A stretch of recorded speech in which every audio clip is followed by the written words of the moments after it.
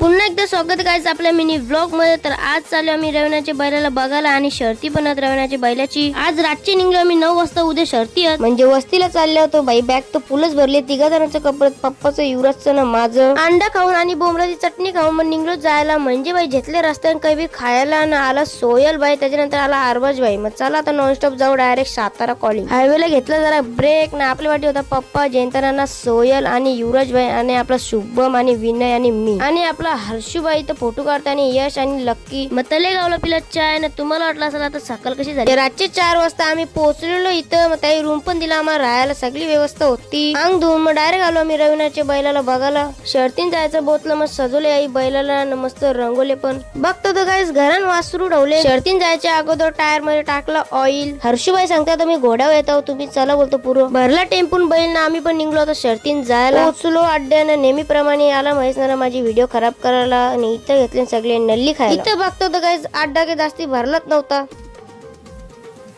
हाणला महेशने इथं केला, अरे तुटतच ना, अरे निघला बघा। काकडी खाऊन मस्त की बघतो इथं येतं शर्ती, म्हणजे आपली ना दुसऱ्यांची बघूया।